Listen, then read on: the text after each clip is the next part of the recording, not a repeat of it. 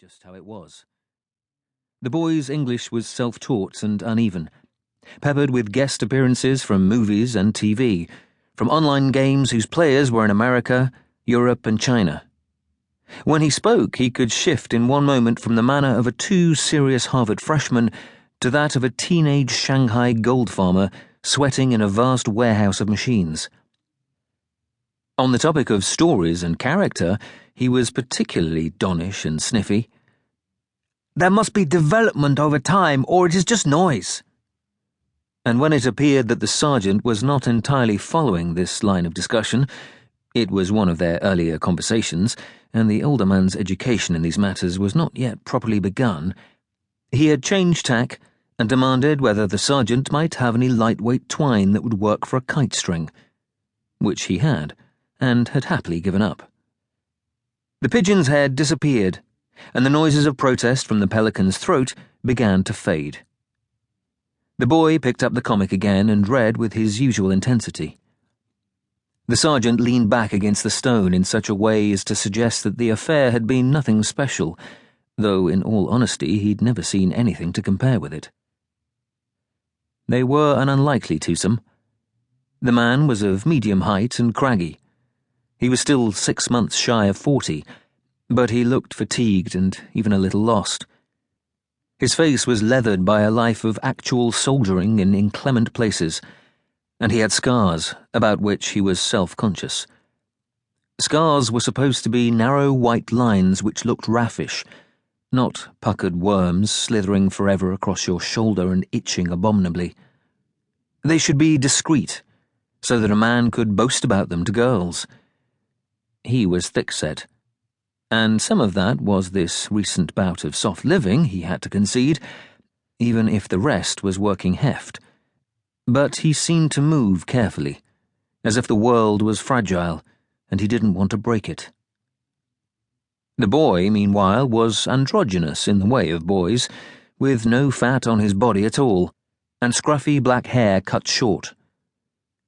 He seemed to be interested in everything, had a restless intelligence which might even qualify as genius. The sergeant guessed his age as between 10 and 14, but could not narrow the range. There was dust on him always, and often grass stains or splashes of oil. His forearms were corded with child's muscle from whatever work it was that he did, and it seemed he did a bit of everything, when he wasn't reading comic books and spending time with his friend. He wore a long smock which was rather too big on his shoulders, so that on a bad day he looked like a matchstick man in a lampshade.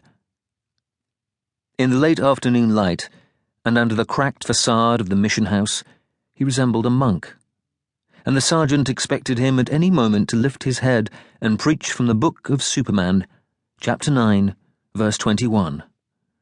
"The world shall know thee as a blur and as a sign upon the heavens, as a hope and an earnest of good things." When the boy had finished reading, he looked up to assure himself that nothing of importance was taking place with the pelican, and then glanced over at the sergeant. It was the hour of the day when they usually went to Shola's and took tea. The island of Mancreu had very few customs left, but tea had somehow clung on, and of all the cafes and bars, and as far as these two were concerned, the remaining living rooms and campsites and samovars as well, Shola's made the best tea. Shola had a proper kettle, and he didn't leave the dregs in the pot or scale in the water. He was a dandy and a gambler, but he knew tea. The sergeant had left his car at the fish market, 10 minutes away along the seafront. This was also customary. Walking along the front allowed him to say hello to everyone. The afternoon greeting was important for social order. Like tea, a British sergeant taking his ease along the promenade was a solid, familiar thing. It said that there was still sense in the world. In theory, of course, the British presence here had been withdrawn 3 years ago, claims of sovereignty having been yielded to the NATO and Allied Protection Force on Mancreu, Nat Pro Man.